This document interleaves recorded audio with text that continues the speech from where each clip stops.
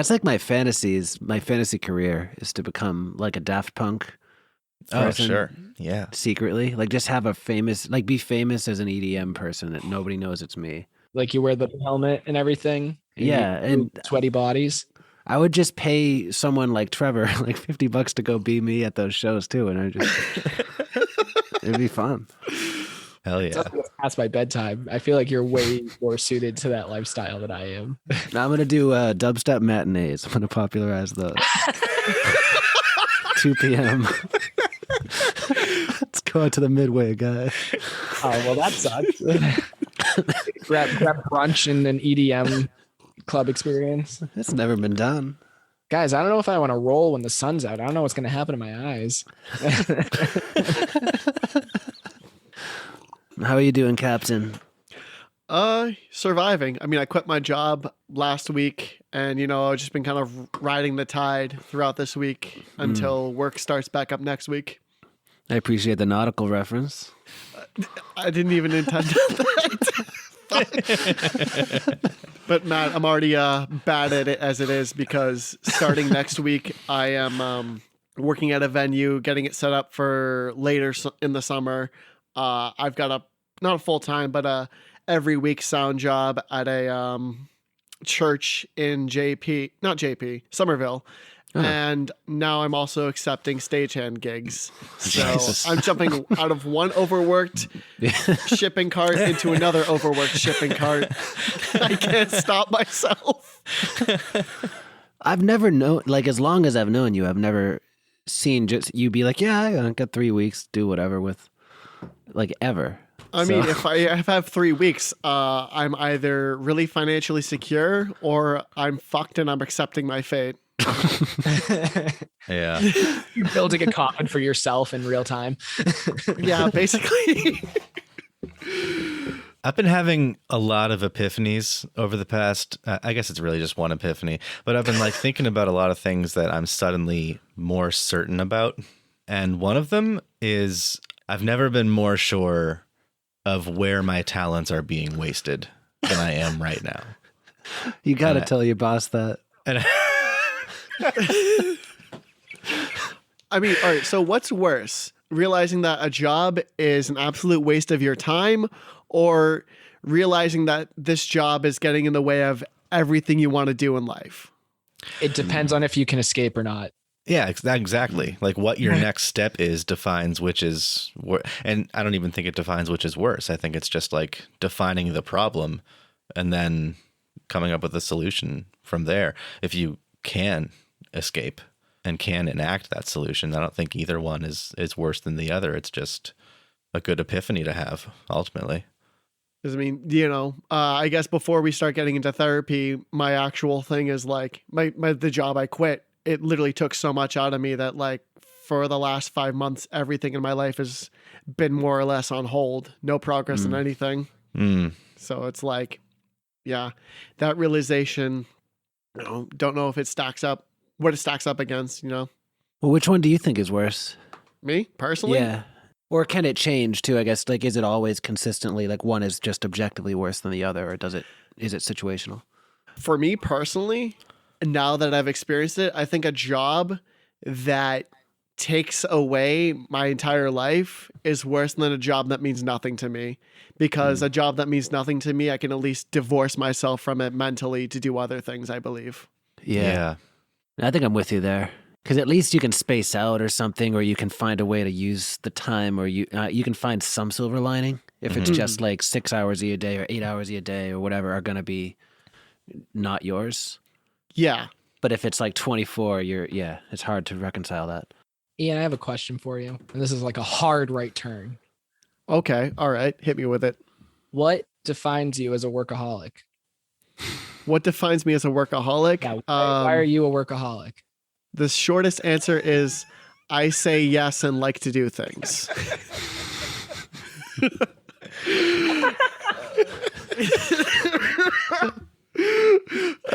But I guess the long answer is that, I have a lot of things that I like to do. One of them being I like to do things in service of others, whether it be putting together a show or giving my services to someone that's in need.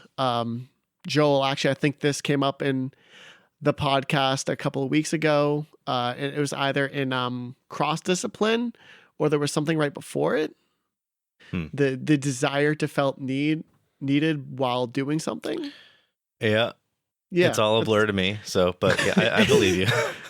It's kind of a blur to me. I've been listening like this last week, but anyway, yeah, I think workaholism in a way can be boiled down to creating spaces where one feels needed, not consciously, but unconsciously creating those spaces just out of the habit of filling that need, because, you've probably seen it in the past.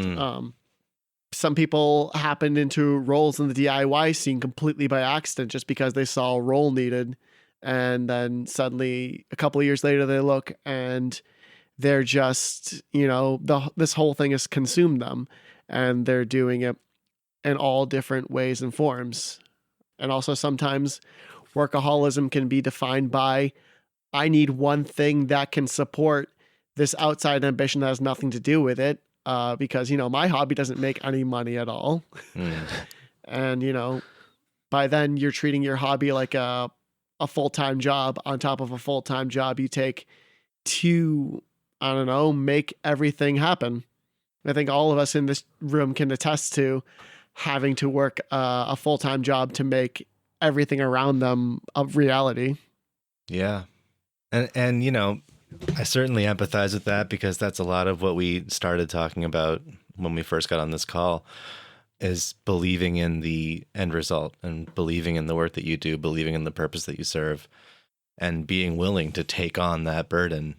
And when it is like in the service of others, and when it's in the service of a community, and especially when you feel validated and needed and seen for your labors, like that is a special kind of rewarding.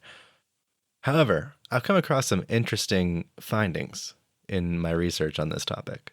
We've talked before on this show about like the use of colloquial language and how kind of certain things can be harmful to say if used outside of the context of mental health, or used where they don't belong. And this isn't really one that is in the discussion in I don't think that you would find like a Psychology Today article talking about this, but there is a big difference between like calling yourself a workaholic and having workaholism, in the same way that there's a difference between like calling yourself a hoarder and having hoarding disorder. Like, one is kind of a condition and one is a way to categorize yourself as a busybody. You know what I mean? So I found through my reading that I don't think I'm a workaholic. Or at least like I might call myself that colloquially, but I certainly do not have workaholism, because it's actually a very like devastating trait to have, if you really have it. So I don't know. Did any of you get around to doing any reading about this or watching? I watched a lot of YouTube videos on it, actually. I didn't do a ton. I basically just kind of looked up like a rough definition, like in just so I had kind of a basis. Yeah. That's kind of why I actually asked. And I kind of wanted everyone's takes on it, because I can earnestly say I don't know for myself. The reason that I think about it often is my inability to stop, regardless of what it is, has impacted my health and has impacted my social relationships. And that's not something I'm proud of. Mm-hmm. The easy like, oh, why? Because I want to make a lasting impact. I want to instill all these changes I'm talking about. And at the very least, I don't want to be in the ground and no one can say that I didn't try hard enough. But sometimes reality sets in and I miss a month or a few weekends in a row, or however long it would be, depending on the situation, where I don't see Danny, who's my partner, because I need to be in the studio, and then I need to do the podcast, and then I need to pick up some hours at work to pay for those things. And then somebody asked me to help them do a feature on this thing. Somebody needs help recording something. I'm being called elsewhere to be on other shows. Most of those are things that I love, Mm-hmm. but then I'm sleeping less. I'm eating less because I'm just going. And the reason that I wonder if maybe I am a workaholic, and I would hate to self-diagnose, but it's just I have a sincere issue pacing myself. Mm-hmm. And I don't know if that is more due to other things that are diagnosed about me, because like if I like get really invested in like a video game or a book or something, I'll completely like neglect duties to be in that too. And just things that consume my time, and it's just like my mind needs to keep going. But stuff falls to the wayside, and they're important things. They're life events. I'm missing life for the sake of work, which is kind of why I was interested in everyone else's takes, because I know that the people in this room are built similarly in terms of the art aspect, especially. And I know me and Ian live mirror lives. Mine just all happen in the day hours, and his all happen at the night hours, but it's essentially the same thing. Yeah. Oh, fucking Christ. But I was interested in where all of you fell on that proverbial spectrum, because I'm having a hard time placing myself. And realistically, I should go to a professional and find out. We'll get there, hopefully, someday. But yeah. Trevor, please take me with you, because I need to see a professional about this too. Get a Groupon. Yeah.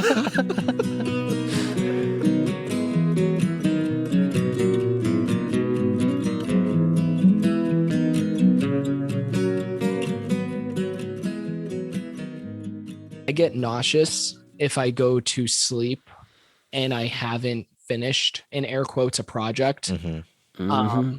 It'll keep me up, and I will like have fits, and it will like affect me physically in ways. And it used to happen. It's stupid as shit, but it used to happen when I was super little and I was playing Minecraft and like Call of Duty all the time. I'd be like, oh, but I could build this thing better, or I could like hit my next prestige. Like, I can't do this. And it gets all the way to up top where I'm like, yeah, but I could record more of this. I could clean up the pedal board. I could enhance our live rig. Like I could keep working on this stuff instead of crashing for the night, even though my body can't go anymore. And, it's the funny haha of like, if you know me, if we are buddies, I'm in bed by like 9:30 the latest because of my grandma. But the actual reality of that is that I am just like driving myself way too hard all the time when I am awake. And I will inevitably wake up in the middle of the night and work on something. Yeah. It will be 3 a.m, 4 a.m, and I will get up and work on something for 2 hours and then go back to sleep because it bothers me. It just bothers me. And I can't even put a name to it, but it just like, yeah. And I feel super unwell. It's like, Mm-hmm. So maybe I'm fucked.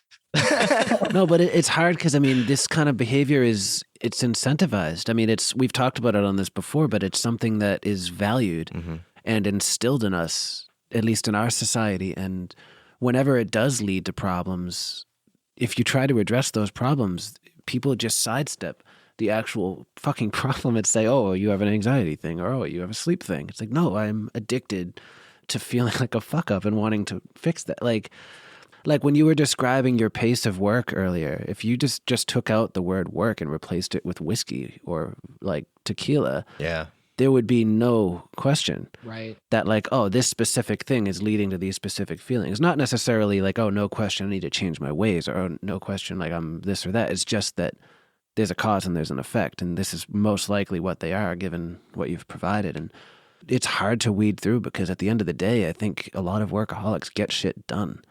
It just comes at the expense of their own health. And then people forgive that. Well, but that's the other thing about like what I found interesting about this research is that they don't get a lot of shit done because they don't delegate. Yeah. And that's one thing that I think kind of removes me from the diagnosis a little bit, is that like I often don't delegate because I often don't have other people around. I'm talking specifically about like being a showrunner and stuff like that. Like I will always delegate if there is, a bunch of gear to be moved from the back of someone's van up to the second floor.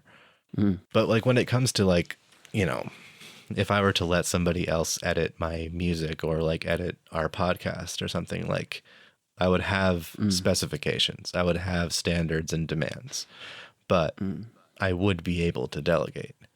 And that's not always easy for me to relinquish control, but it's because I hear things a very specific way in my head. And so it's tough to know that you share that sort of, as weird as this sounds, sonic vision with other people.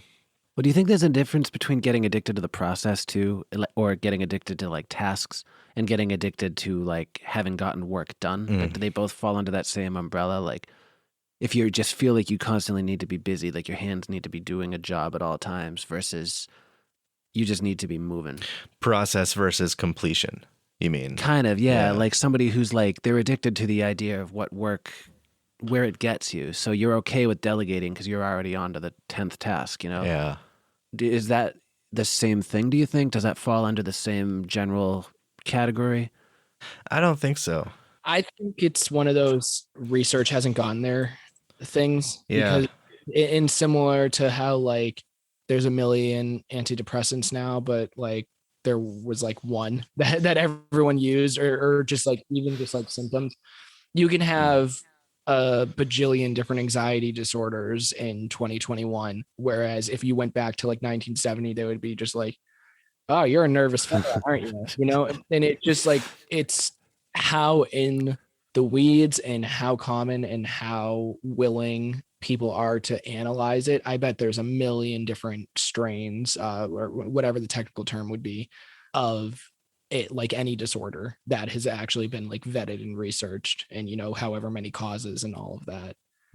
I think this also a bit stems from external or internal drives to do all this work. You know, some people may ring up a huge system that depends on them, and then suddenly guilt will drive them to do a million things, or giving them the external want where, you know, Trevor, using your example, you have the internal compulsion to do a million things. I don't know, maybe there's two different interpretations of workaholism, and it depends on how you get your work, whether it is self-inflicted or if it is something that you completely volunteer for. Right. In a lighter note, it's interesting you brought up the delegation thing because that's like the thing I'm worse at. I'm always just like, I'm gonna fucking do it. In an optimistic swing for the Trevor, we shot a studio documentary to go along the album we just did. I shot all the footage and I had every intent of being the one who handled all of that footage. John, who is my keyboardist, had made the decision that they were going to take a crack at the video. And I spent the whole night being a crabby little asshole about it. And then we got the draft and they fucking crushed it. But because I have such a tight grip on that shit because of like very few times where I've relinquished control and like happened to get burned. And I'm just like, and John crushed it. And that was actually like a really good moment for me personally, because I was like, I can let go a little bit. I can delegate to others when I really need it, because what none of them saw, because I wasn't putting it out there, was I was getting extremely stressed out and overwhelmed with just the workload of what all of our press stuff was going to be. And this was something I took on by myself and had made the decision we were going to do by ourselves. And the payoff has been great, but it's a shit ton of work to edit a year's worth of footage, you know? Yeah. So John saved my ass and also kind of proved to me for no one other than myself that I can just like chill the fuck out and delegate further. Were they doing that deliberately to like take the burden off you? Do you think? No, they literally were just like, it was completely on a whim. And you know, it's how John does anything where they just go, yeah, I'm doing this now.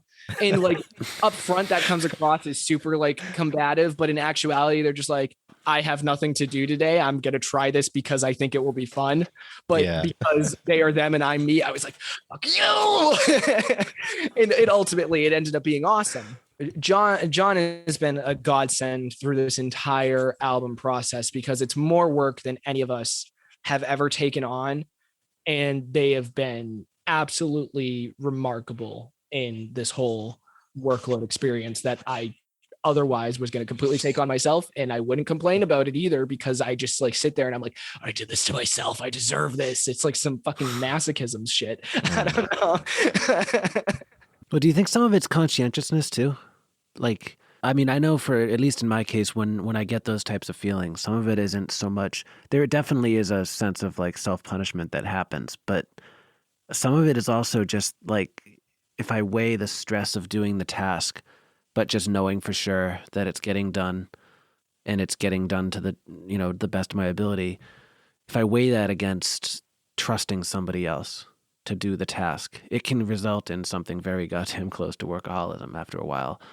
But I fall into that trap a lot where I just don't trust people enough to delegate a lot of the time automatically. I can do it when I think, all right, this is a good time to delegate. Here's how it's going to feel. Here's why I should do it. Like, I can get myself there, but like, my knee-jerk reaction is never to trust my fellow man and say, yeah, here, you take a crack at it. I'm sure it'll be fine. Because traditionally, it's never been fine.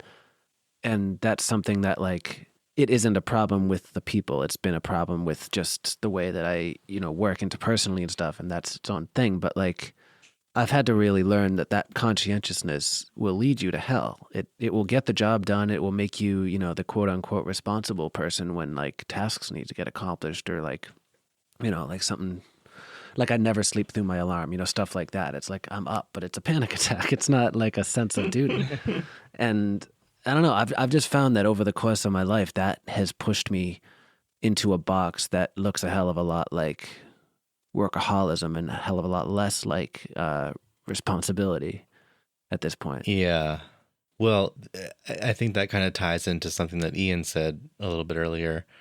Is it self-inflicted or is it volunteering? Is that what you said? Yeah, and that's where it's almost like being an alcoholic because you're drinking to kill pain, versus being an alcoholic because you're on tour and that's the tradition. And by the time you get home, you're chemically dependent on vodka. Yeah. You still end up in rehab. Right. So does it function the similar way for workaholism? Can you be sort of gently nudged into that box, versus do you throw yourself in there? And that's just about what I was going to say, is that like the conscientiousness that you're talking about comes into play when you realize that you have the power to say no. If you're struggling with workaholism and somebody asks you to take on a project for them, if you already got too many things going on and you're making enough money and, whatever, because another part of this is gig economy, right? Like another part of this is like finding ways to make a living within a gig economy and not necessarily being able to say no to some projects. But if someone asks you to do a favor, you can't say no if you have too much going on already. Like I have too much going on already. And if somebody asked me, hey, could you do a mixing job for me? I'd be like, no, I do not have the time for that. And I would be nice to myself because I know that I don't have the time for that. And I think at this point in my life, maybe because there has been a year of coronavirus and I haven't really experienced any of that external validation. I haven't really experienced that as directly as I used to. Like, I think I've kind of weaned off of it a little bit. And certainly that was part of it. But a big part of it too is that I think that I'm a good curator. I think that I'm a good editorial filter for someone's project if they want help on it, if they want some editing help, if they want, some feedback. Like, I'll almost never say no to reading someone's short story and giving them notes. But I think I have been much better over the last year or two at knowing when to say no. Because I think that saying yes, whether you take it upon yourself to volunteer or whether you say yes to a request and you volunteer, or if you're getting paid for it, it is still self-inflicted because you allow the contract to be made.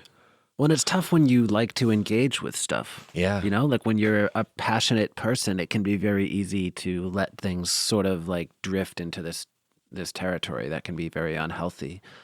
I think that was a big thing for me to realize at one point when I got a lot healthier about this sort of recently, like probably within the last year. Like I realized I just needed to address this consciously. Like this wasn't something I could just sort of Like it was last year, you know, my plate suddenly became empty and I suddenly filled it with just whatever because I was freaked out at having an empty plate. And it kind of clicked that like, oh, this can happen, first of all, and I can fill it again.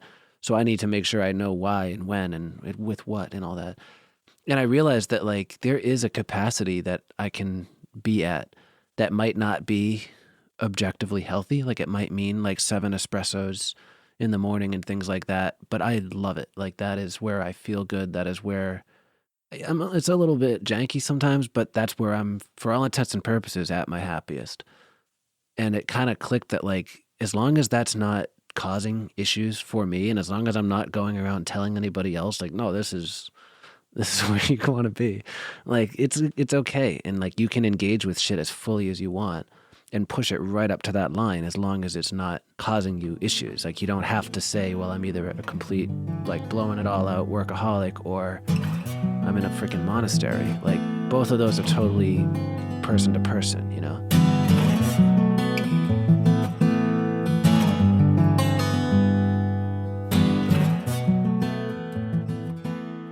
Well, I'm going to share my screen here. And the first 3 bullet points that I have are workaholism is defined by 1, feeling compelled to work by internal pressures, 2, consistent thoughts about work when not working, 3, working beyond what is reasonably expected despite potential for negative consequences. And I think that we all have at least 2 out of those 3. Yeah. Mhm. However, number 1, it's an internal compulsion. I wouldn't necessarily say that any of us have definitively that thing.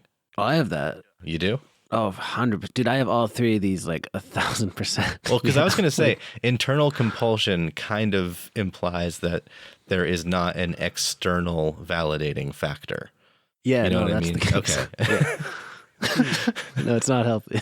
But for a lot of us, like, I mean, and maybe we do all feel like a little bit of internal compulsion. I don't think I do as much as I used to, but I think that I am always thinking about what the external validating factors would be.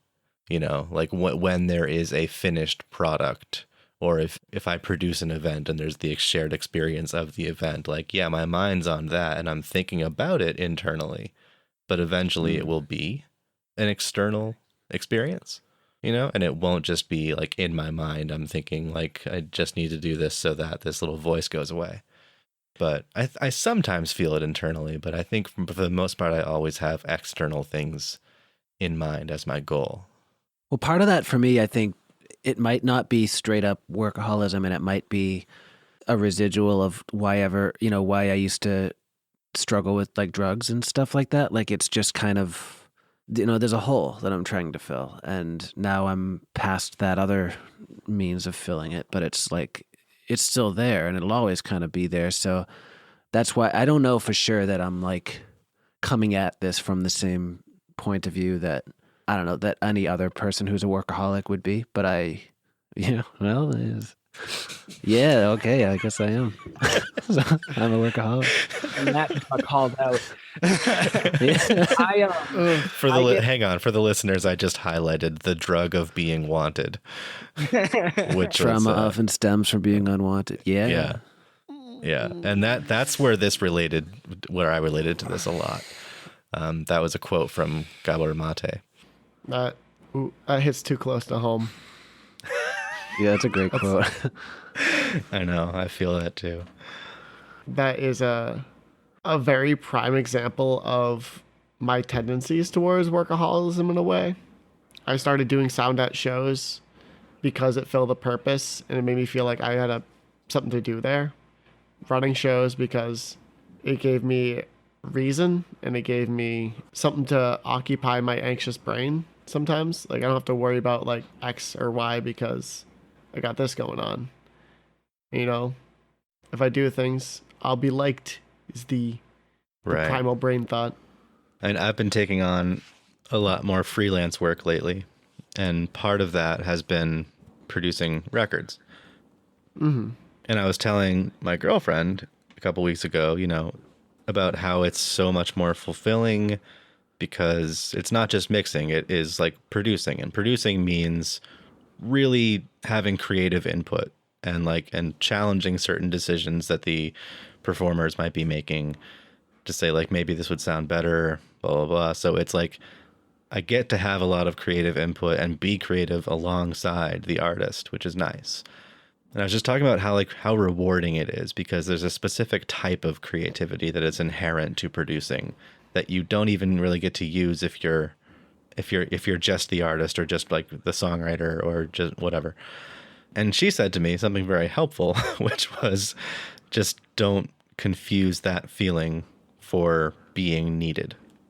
No, I think I kind of get what you're saying. If you let that tendency run awry, you just conflate the idea of working incessantly and destroying yourself with, I'm providing value to everyone else around me or to like the people I'm working with, when you provide value to the people you're around and working with just by being there and being like a good person.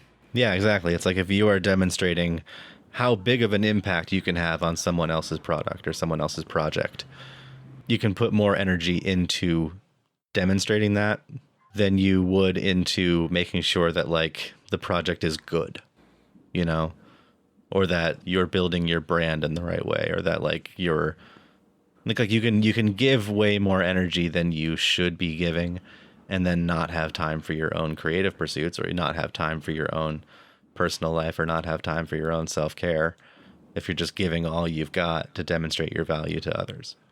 Up front, I was like, I don't know if I agree with that in terms of the like it's a being wanted thing, because at surface level, I think a lot of my workaholism is very self-serving in that I'm trying to get away from a place and like put myself in a sustainable situation. But after listening to you and Ian's points on it specifically, I don't say no to people ever.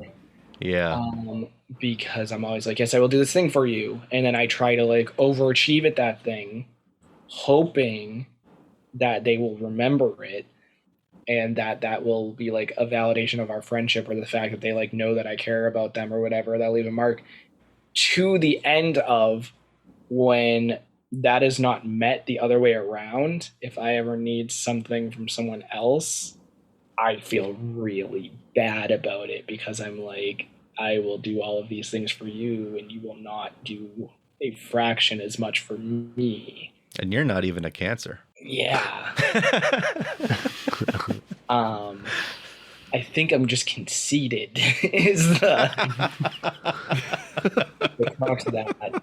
But it would make sense of just like it being based in a trauma thing, because it sounds like the thing that you were citing is it's directed to or connected in some way to a childhood trauma type deal, or any amount of trauma type deal where like something wasn't fulfilled in some capacity.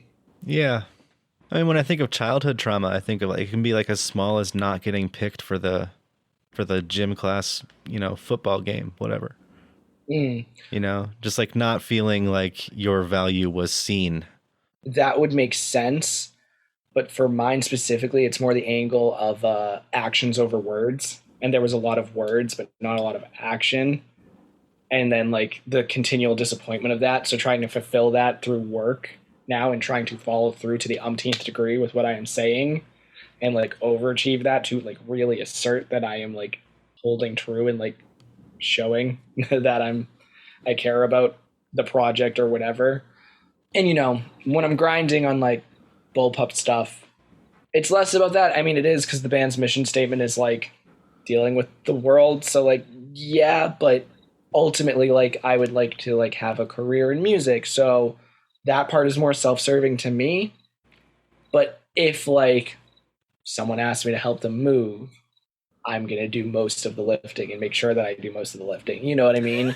Yes. So it's like different, and not in the machismo, like, look how much weight I can put up, dude, but just like, let me help as much as I can. So you do not have to do as much, so you can see that I care this much.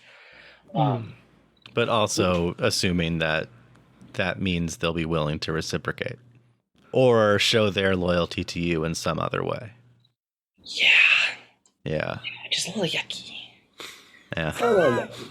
It's a little yucky. Trevor, I have like a weird, and this is like a personal question you don't have to answer, but You know it. is your love language like basically doing things for other people? Acts of Would service. you say it's that?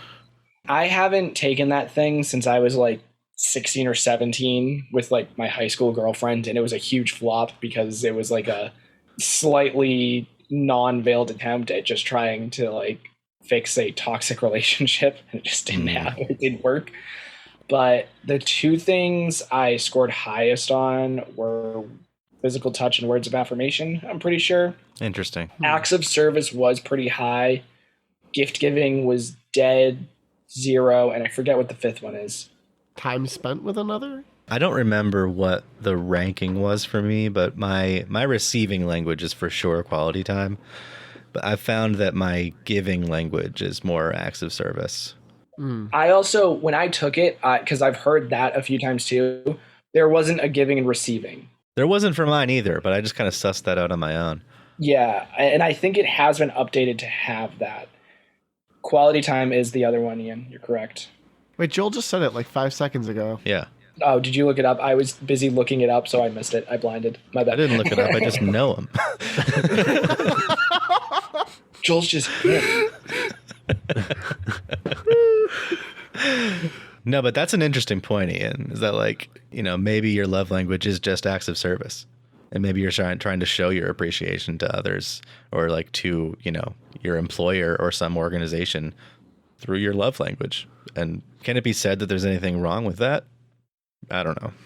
I think if you have a neurosis about it like I do, maybe. Maybe it's a little bit wrong. And that kind of feeds into the holism of it, because is it wrong to enjoy a drink now and then? No. Is it wrong to wake up at 8 a.m. and take 4 shots first thing in the morning and then continue that pattern throughout the day? Yeah. It is okay to like whiskey. I don't know if it's okay to live off of it. Right. And I mean, that's what makes it a holism, right?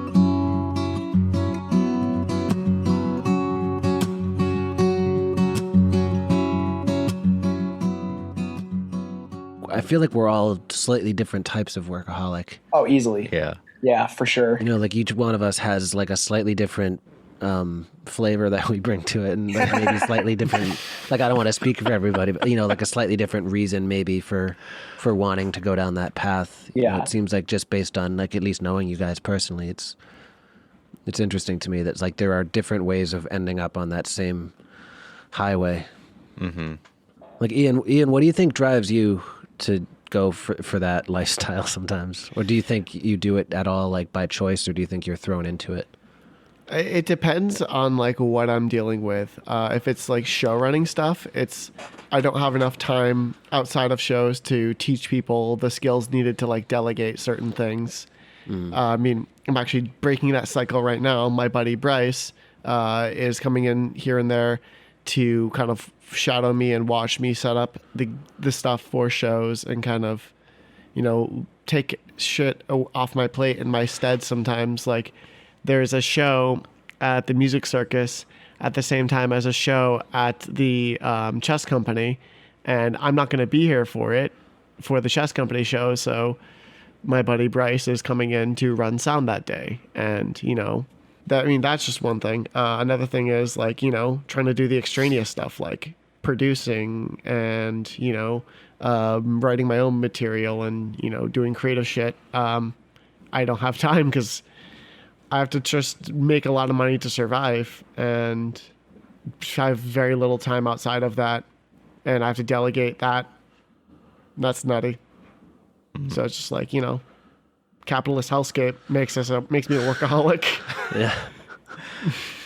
But do you think you would be a workaholic without that capitalist hellscape? Like if maybe say that 90% that's kind of imposed upon you by the world were removed, do you think there would still be a similar kind of like, just that drive, that kind of fidgety, like what am I doing now? What am I doing next? Like, do you think that would still be there at all? Is that there now? I mean, on my days off, I get fidgety because it's like, okay, I got things to do. I got things to do. I got things to do. What am I going to do? And I get fucking blinded. Am I like, like I'm wasting my hours. Like this morning, I just chatted with my roommates and like barely did a thing. And throughout the entire thing, I was like, oh God, I've got this recording session at 5 or 6. And I got to like try and maybe cram in one more thing to do because there's so little time left, and just kind of straight panicking. And I thought that, you know, if I hadn't had to work to sustain my living, I'd probably be the healthiest I could ever be. I'd probably like reserve a full day to spend with my partner. I would have like huge segments of days in the afternoon where I could just do music stuff. Hey, I could actually sit down and play a video game and just veg out without having to worry about like, I can only play for like X amount of hours before I have to run off to do the next thing.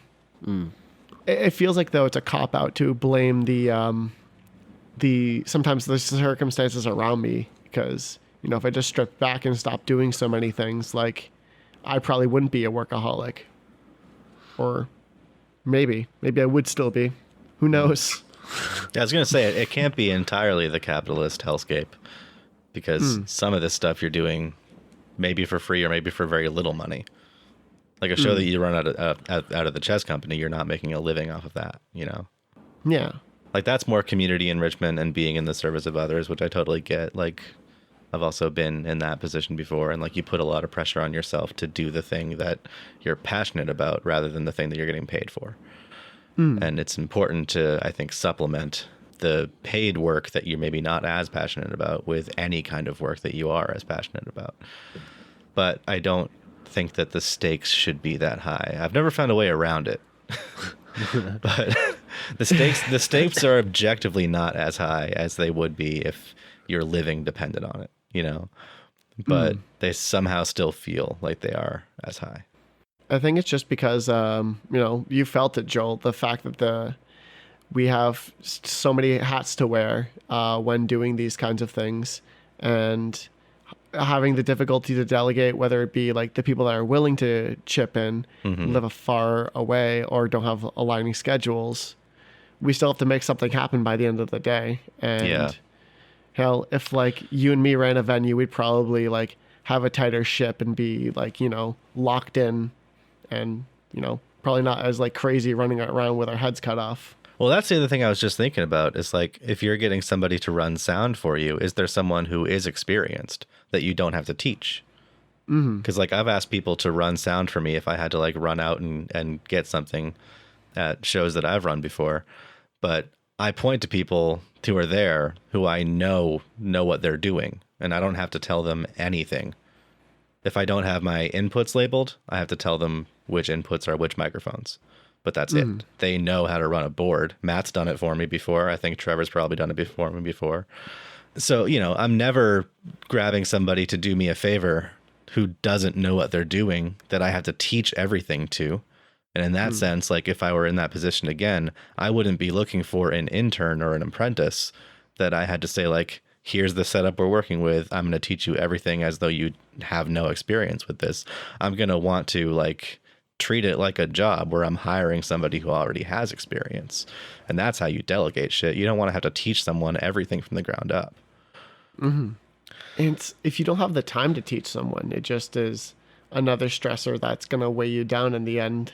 And if you do have the time for it, well, you know, just be prepared for maybe learning that you're not as good as teaching as you thought you'd be. Yeah. And it's like, I just left a job where, you know, I couldn't imagine myself going back post-pandemic, even though we're not really post-pandemic yet. But I was asked if I would go back, and I said no, because I imagined myself, you know, having the same management team supervising me, which I know is like, I was subjected to a lot of micromanaging. My manager there, like, I'm not going to say that they were a workaholic or not, but they were would write down things for me to do that I had already scheduled myself because I coordinated the entire department. So like I would have already coordinated everything, and they're putting it on my task sheet to complete as though it's them telling me to do it, when in fact I'm like running the department and telling myself to do it already, you know? It's like, you don't have to waste energy delegating this to me. that is literally my job, is to delegate it to myself and my coworkers that I write out this schedule for.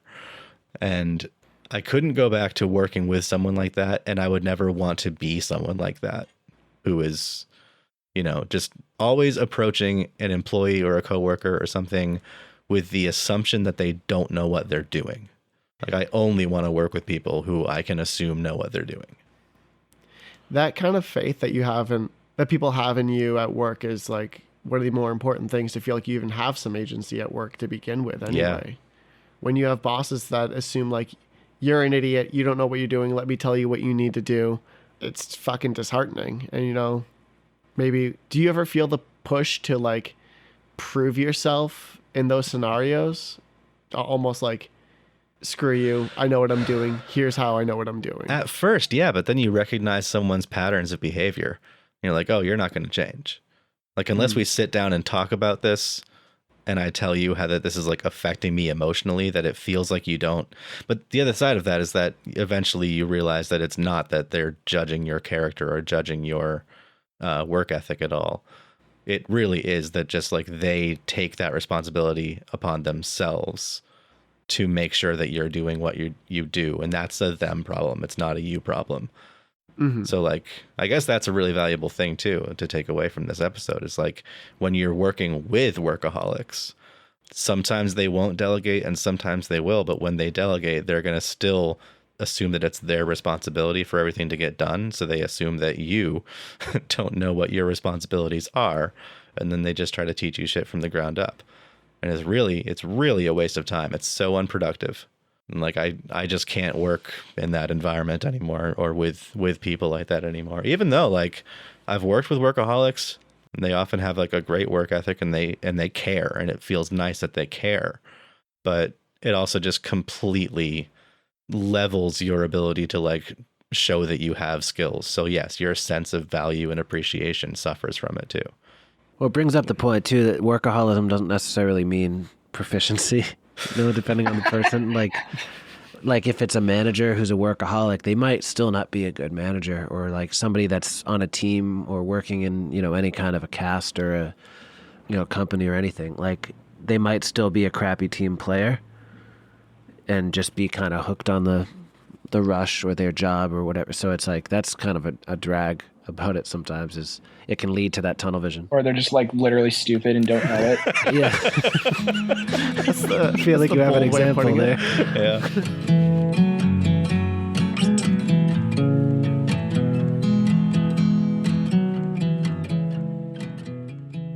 One of the things that I wanted to bring up was, is there an inherent badness or an inherent like detriment to oneself if their workaholism is in pursuit of something bigger?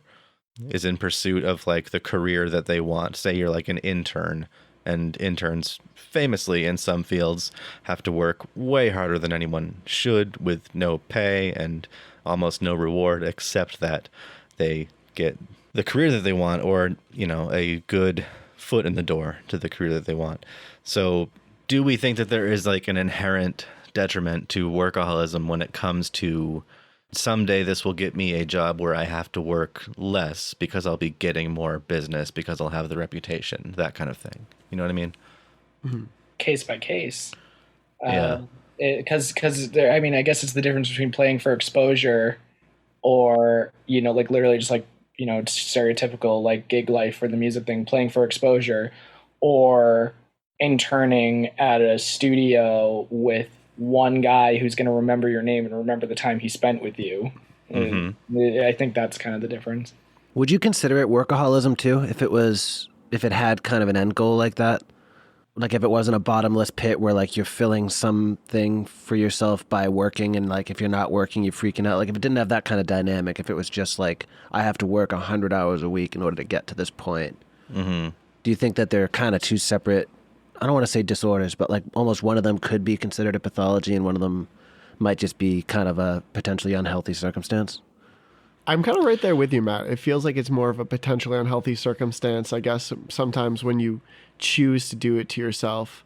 However, I think we run the gamut of shit being a little bit romanticized when we have the stories of people who who fight their way through their internships that come from workaholic behavior, and then you only see the few people that succeeded, whereas the thousands that, you know, failed from it, you never hear back from them.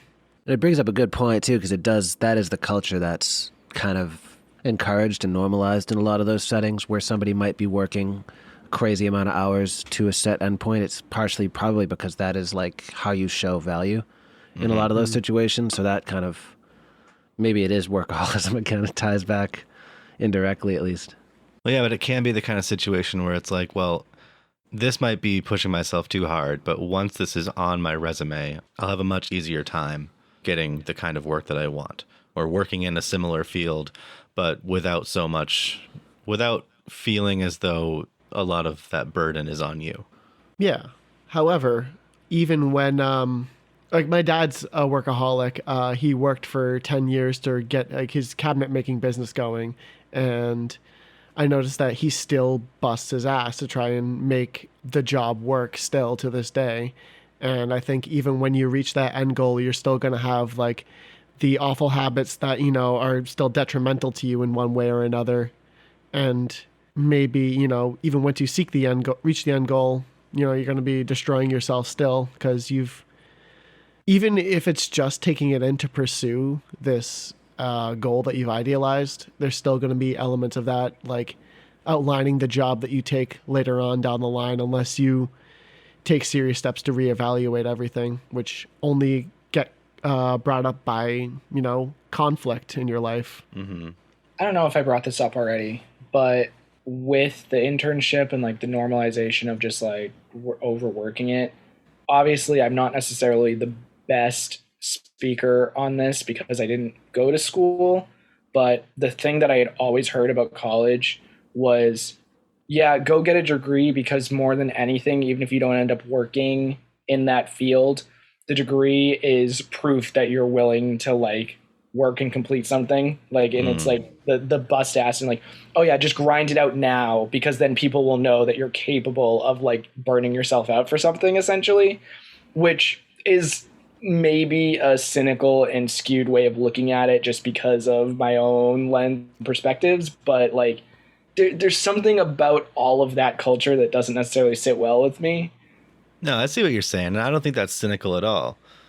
Because like that kind of is what school prepares you for, is just like to be up at certain hours of the day, to give a certain degree of labor, and to get a certain degree of reward from that labor.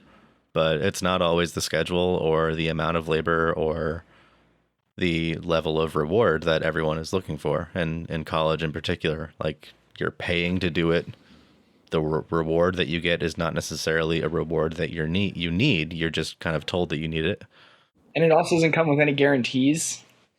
It's Yeah. like the other, half of that, like you're not guaranteed anything, even if you are like the most qualified human on the planet. Like you can still get just like skiffed on, which would be like what Ian was saying, the thousands that just get passed up on because they did the internship and it just like didn't go anywhere. Right.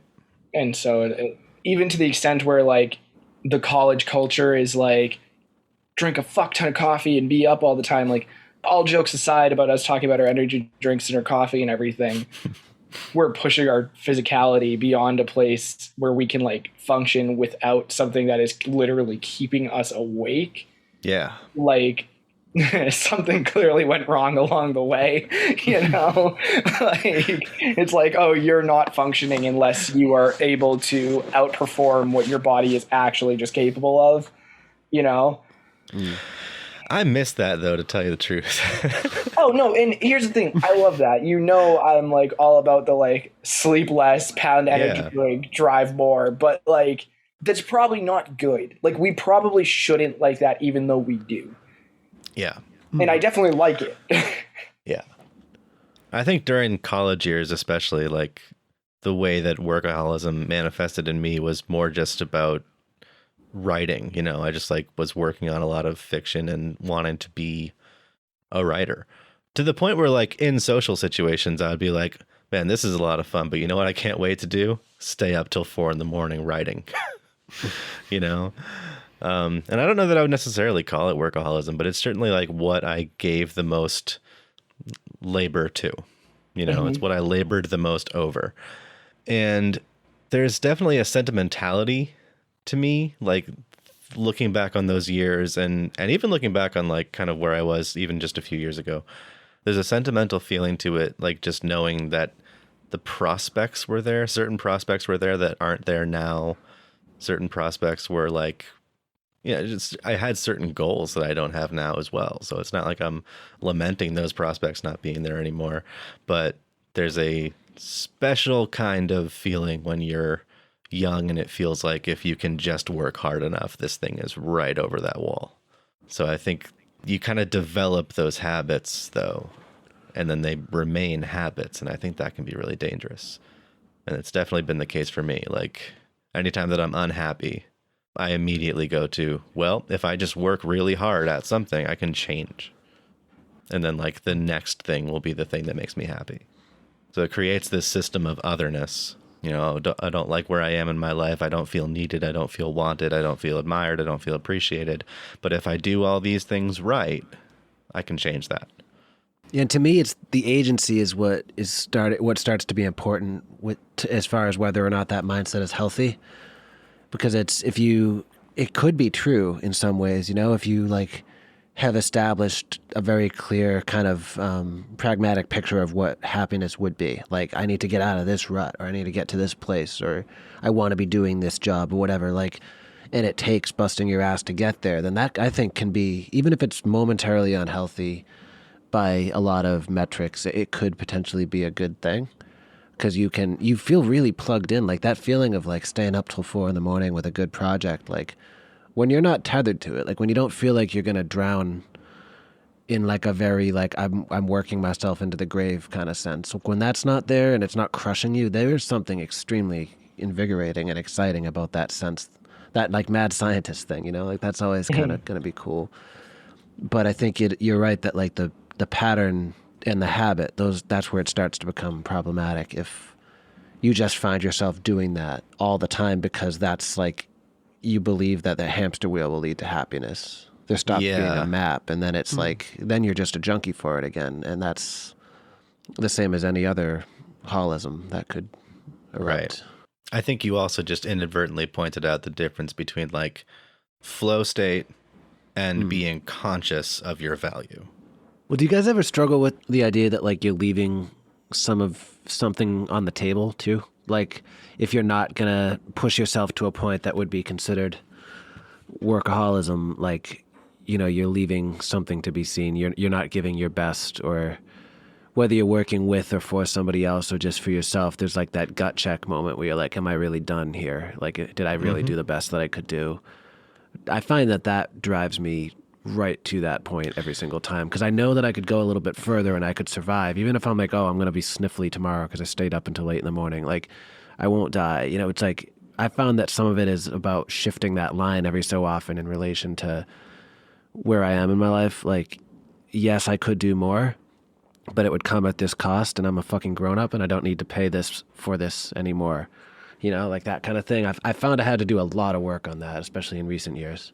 It's a very cross-country mentality. Like yeah, exactly. Yeah. Like, running, all jokes aside, like running really has baked that into me of like, but if you did more, you could have like got us more points or been in front of that kid or like shaved off however many seconds. So yeah, for sure.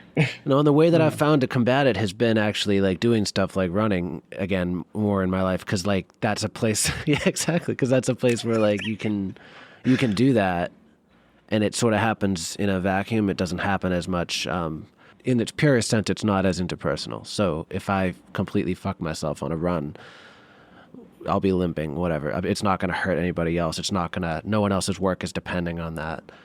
But yeah, I think for me, especially the more we've talked about it, that's the part of it that I struggle with the most. Like there's definitely a need to please other people. There's a need to kind of, there's all sorts of personal shit, like just feeling weak for so much of my life, like feeling like every bit of work that I do is like one step away from that or one point in the disprove column. But there's also that sense that like I have to look myself in the eye at the end of it and say like, is this really as good as it could possibly be? Like, could we all be doing a little bit better here? Or like, just almost upholding this idealism that is completely unfair to put on the world. Yeah. One thing I kind of want to ask Matt is, does it feel like it's just stacking personal health versus personal growth against each other in the scenario? Because I think that thought process maybe prevents you from analyzing where you're at currently and seeing like where you can be later on through all these things that you notice later on and think like, oh, I missed out on this thing that you probably could have like touched on and got the way you wanted it to if you pushed yourself just that further. But it may be just dwelling on the past and keeping you from seeing like, oh, I can just do this in the future at the very least. You know, maybe it's not as applicable to running as one might say, but you know, maybe it is applicable in some way or another. Like I'll change up my running habits and get a little bit more endurance in my system so that the next time I do a run like this, I can like smoke this dude.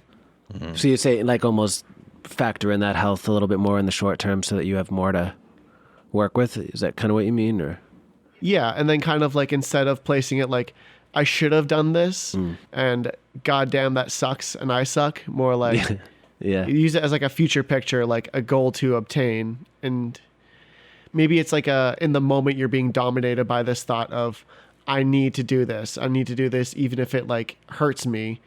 Let it be like something you reflect on more and think like, okay, this is where I do better next time. Yeah. No, that's kind of the type of work I've been doing on it lately, especially this last probably 2 years. I've been really focusing on that to kind of disambiguate some of that impulse from some of that result. And definitely what you said, like make sure that you sort of take that breath and be like, whoa, the health is it's kind of crucial here. You know, it's like you're poking holes in your own boat at a certain point, and then paddling faster isn't going to keep you from fucking drowning. So it's definitely something I've had to grow up and kind of realize, but it was so counterintuitive for a long time, and a lot of it still is. And the only way I've found, I've never been able to get through that myself with anything approaching Zen. It's always like I just have to trick it temporarily so that I can go to sleep, or trick it so that I can like eat a good meal. It's like that's the only way I've ever been able to do it, but I started doing it enough that it became kind of a habit. So now I know how to throw that switch when I need to. It's like to bring the running up again, it's cross training basically for that. Like I've noticed that I have this friggin' tweak in my brain that like as soon as I start doing something like running, I will want to go as hard and as long as I can every single day until I like get ridiculous shin splint or something happens like that. And then I'll go into a doldrums for a couple of days, and then I'll get another thing. I'll be like, no, this is going to be it. And I found that just kind of like courting each of these things has given me a good way of redirecting that energy with a little bit more agency. So I think all along I had been thinking that the only way to combat my workaholism was to try to identify it and try to be at peace with it and pretend it was never going to happen. But it was almost like becoming at peace with it in the sense that it's always going to be here. So now when I start feeling that balls to the wall feeling, when I'm like, all right, I want to run like this many more miles today, but I know I did yesterday, I just stick to whatever plan I made when I was in a mindset that wasn't as lusty about it. And I say, nope, today we're doing the bike. You can go as hard as you want on the goddamn bike, but you're doing the bike. And then the next day it's like, nope, you cannot do anything because you're going to break your legs. So I'm going to read all these books Joel's mailed me. I'm going to sit down and I'm going to read this whole fucking Ram Dass book. Like, it's just, but it's so weird because it sounds just, I don't know, like almost like I'm still just a junkie for it. But it's really helped me because I've realized like I love that feeling. I love that flow state. I love that feeling of being turned on and like ready to go. But I don't need to expend all of the resources or tax all of the relationships because I can have that self-awareness. You know, I can zoom out and like I said, make a plan when you're not in that headspace. Like if I'm in running mode, I make my biking plan. If I'm in biking mode, I make my book plan. Like I write these things up and then I trust that I knew what the hell I was doing. And it's become a rhythm now. And I found it's a nice way to do the workaholism, but not burn the health. But I don't know that I would, like, it doesn't sound like the kind of thing, just saying it out loud, it doesn't sound like the kind of thing that you would want to, like, advocate.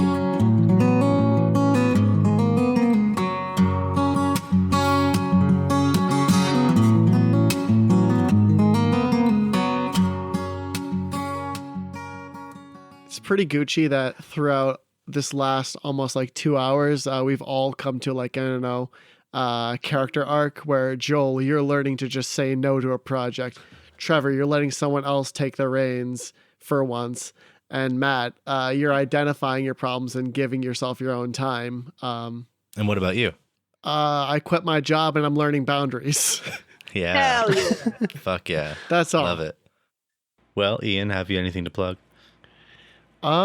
Throughout the month, there's going to be a single drop and then an album release for Justin Arena's new record, which I produced all myself. And I'm on. That you're on, yes. I did some really fun stuff with those harmonies, and I think you'll like it. We'll see.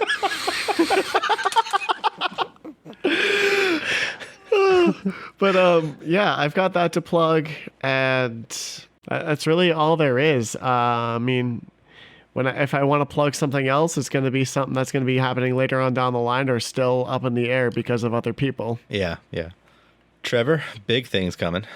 Yeah. So you said September 2nd? Yes. All right. So if you're listening to this September 2nd, tomorrow is the music video for Thoughts and Prayers, which should be coming out September 3rd. We have a bunch of other music videos out already. Veronica Sawyer's Big Day Out, Actor. All of these singles exist on Spotify as well. There will be one other single after the music video that would be coming out this Friday, that this episode comes out. And then early October, our album comes out. It's called Be Evil. We have worked ourselves absolutely to the bone, making this record, promoting this record, putting everything we have into the videos and the songs. If you have found any of this interesting, I promise you that the songs will resonate with you in some capacity. Just give them a chance. The music videos are a really easy way in if you haven't heard them. It's Bullpup Band on all social medias. And yeah, just give them a try. If you don't like them, that's cool. But all I can ask and beg and plead and cry and annoy you and find out where you live and what you smell like, just please give it a shot. As Matt can tell you, I'm so big and scary now. I can totally beat you up, even if you're a pro fighter. I can take you. If He's wearing a tank top right now. Yeah. Yeah. So basically, give me all of your money, validate me, tell your friends about my music. I have so little. As you can hear, I'm a horrific workaholic, and what will solve that is if my band is successful and lucrative. Will that solve it? Yeah, no, it's everyone else's fault, Joe. That's actually exactly what we explored in this episode. Yeah, I feel like we got to go back like an hour or two. I've learned nothing. I've learned all of you. The world at large is responsible for me and my actions. And listen to Bullpup every day, 100 years. Bullpup.com. Bullpup Bank on Instagram. Give me your money, please. Thank you.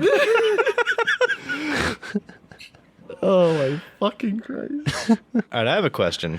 Yes. I know we can't call these wife beaters anymore, but can we still just call them beaters? I mean, Danny calls it a wife beater, so I don't know if that's... I think that is like the term for it. It is just like an unfortunate term. If the shoe fits, man.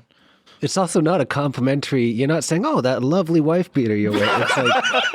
It's like, hey, that guy's wearing a wife beater. Listen, like, I don't think it's everyone using that word is just telling you how you look. I mean, right. And here's the thing: as much as I love all of you and care about you more than anything, I have been moving boxes for the last 3 days. I didn't exactly come dressed to impress. I don't know if you see the color of the shorts that I'm wearing. Oh yeah. I don't know if you see this horrific neon orange, hot summer orange. Yeah. Yeah. I mean, that's actually a pretty good orange. I don't know what you're talking about. I know. I have shit taste. You don't have to tell me.